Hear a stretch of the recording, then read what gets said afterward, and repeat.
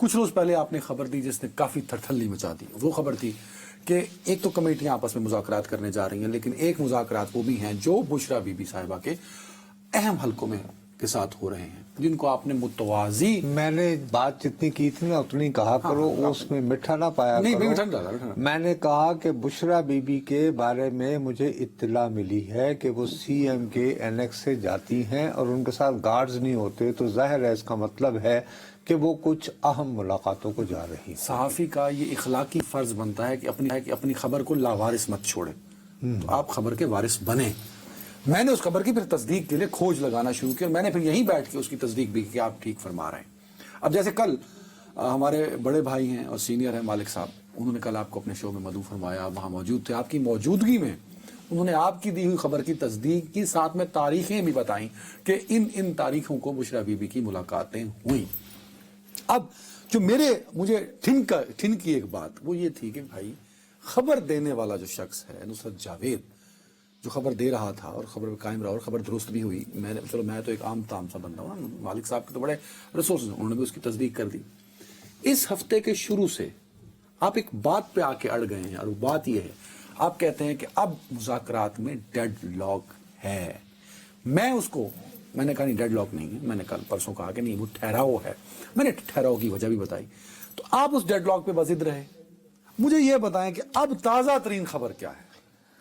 تازہ ترین خبر یہ ہے کہ ڈیڈ لاک بدستور جاری ہے.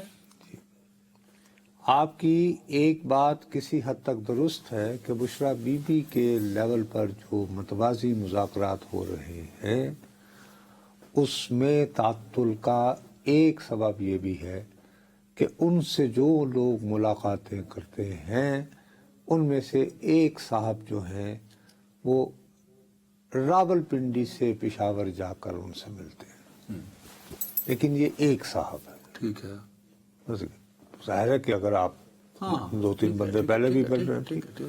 اب وہ صاحب جو ہیں وہ ان دنوں وطن میں نہیں ہے. سردار ایاز صادق صاحب؟ نہیں، سردار ایاز صادق صاحب کا ان سے کوئی تعلق نہیں ہے. وہ صاحب آج کل کسی غیر ملک میں ہیں اور وہ کسی سیاسی کام سے نہیں گئے ہوئے، اور وہ دبئی میں نہیں گئے ہوئے. ایاز صادق صاحب دبئی گئے ہوئے. ٹھیک ہے، اس کا مطلب ہے کہ اور ان کا تعلق جو ہے وہ نہ سیاست سے ہے، نہ صحافت سے ہے، نہ بیوروکریسی سے ہے. بہرحال اب یہ ختم ہو گئی بات. وہ صاحب جو آج کل ان دنوں یہاں نہیں ہے. کسی زمانے میں وہ علی امین گنڈا پور کے اوپر بھی ان کا شفیق ہاتھ ہوتا تھا ان کے سر پہ کسی دور میں. بہرحال تو وہ صاحب جو ہے وہ آج کل نہیں ہے. یہاں پہ بات ختم ہو گئی. نہیں تو وہ نہیں ہے، اگر وہ ہوں گے تو ملیں گے یا بات چیت ہوگی یا کیا؟ نہیں وہ ڈیڈ لاک بھی کہہ رہے ہیں ساتھ میں، دو متضاد باتیں کر رہے ہیں. نہیں میں یہ بات ہے کہ آپ نے کل یہ تاثر یہ دیا کہ جیسے جو متوازی جو گفتگو ہو رہی ہے بشرا بی بی کی وساطت سے، اس میں تعطل اس وجہ سے ہے کہ ایک صاحب نجی مصروفیات کی وجہ سے مل نہیں پا رہے ہیں. میں آپ کو بتا رہا ہوں کہ وہ مصروفیات نجی نہیں ہیں، وہ کسی سرکاری کام سے بیرون ملک گئے ہوئے. ہاں بس وجہ یہی کو مل نہیں پا رہے نا. ٹھیک، ہاں، اسی لیے ٹھہراؤ ہے، ڈیڈ لاک نہیں ہے.